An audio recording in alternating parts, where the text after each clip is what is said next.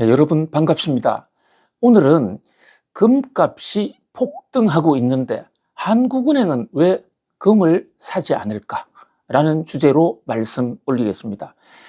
자, 우리나라의 중앙은행은 한국은행입니다. 한국은행이 우리나라 통화가치 안정을 위해서 외환을 보유하고 있습니다. 이를 외환보유액이라고 그러는데요. 외환보유액은 크게 세 가지로 구성된다고 볼 수가 있습니다. 첫 번째는 달러, 그 다음에 두 번째가 달러 아닌 엔화나 또 위안화, 유로와 같은 이선 기축통화, 그리고 세 번째가 금인데요.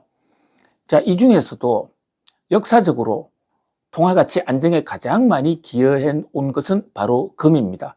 오늘날 달러가 큰 소리를 치는 것도 미국이 금을 많이 보유하면서 1944년 브레튼 우즈에서 IMF 협정을 체결할 때 미국 달러를 가져오면 언제 어디서든지 1온스당 35달러로 바꿔주겠다라는 이른바 금태환 협정을 하면서부터 달러가 세계의 기축통화가 됐거든요. 그만큼 금이 많은 나라의 통화는 안전하다. 이것이 국제금융사회의 오래된 인식입니다.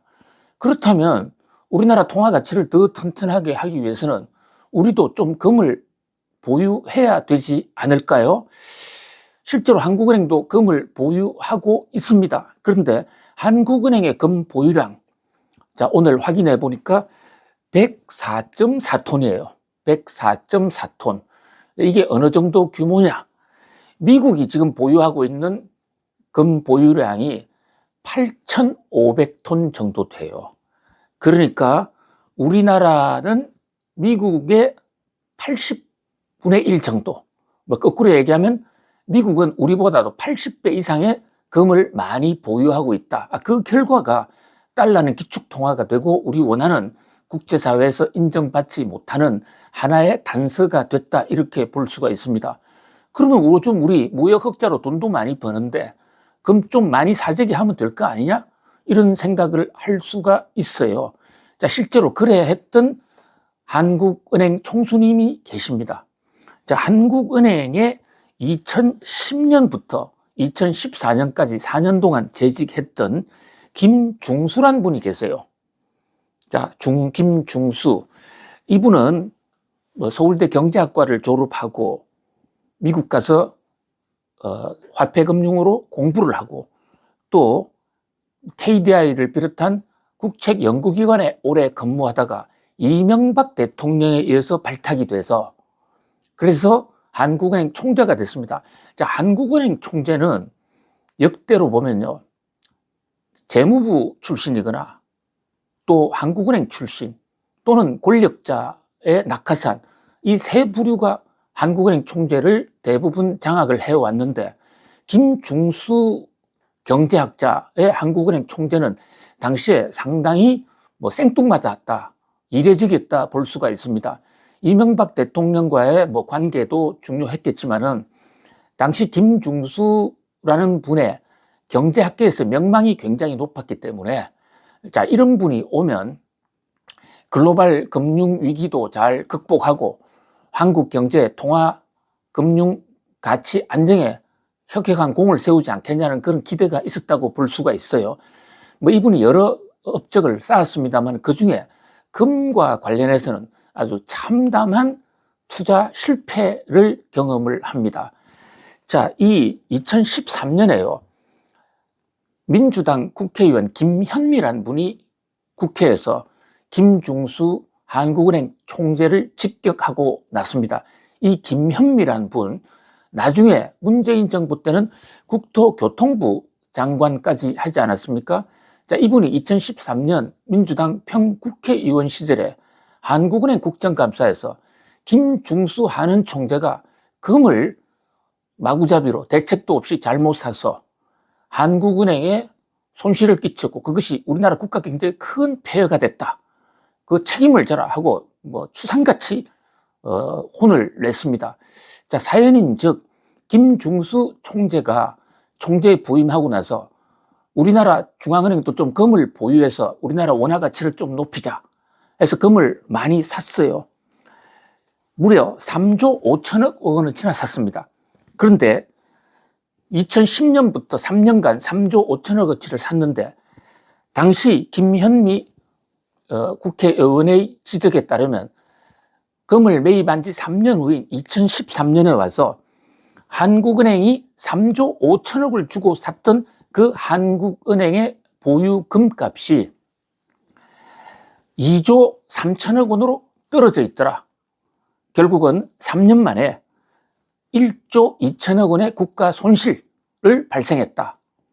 자, 이 외환 손실에 대해서 한국은행과 김중수 총재는 책임을 져라 하고 추상같이 비판을 하고 나섰죠.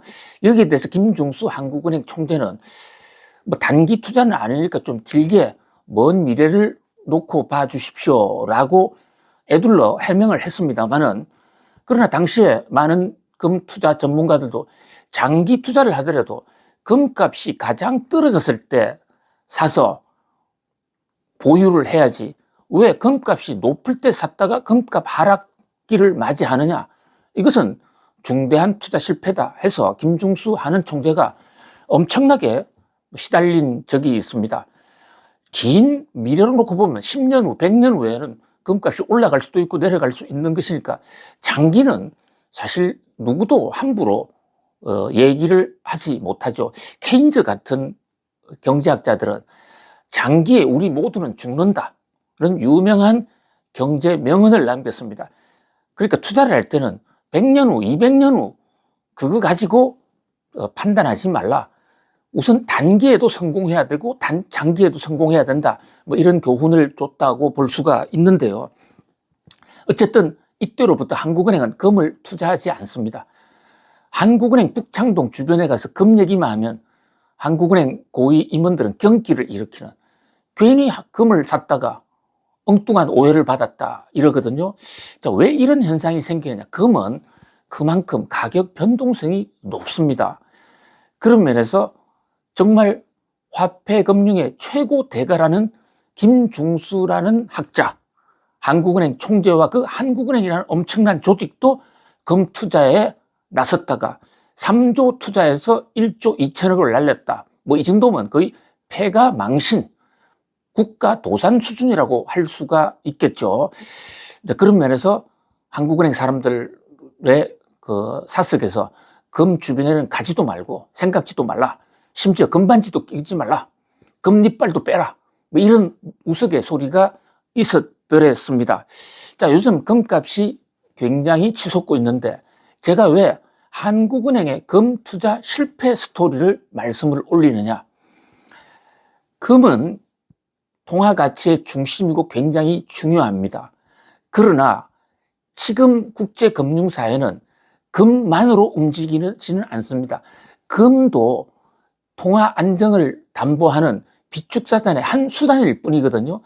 이게 금이 1971년 미국이 금태환 제도를 포기하기 전까지만 하더라도 금에 투자하면 확실했습니다.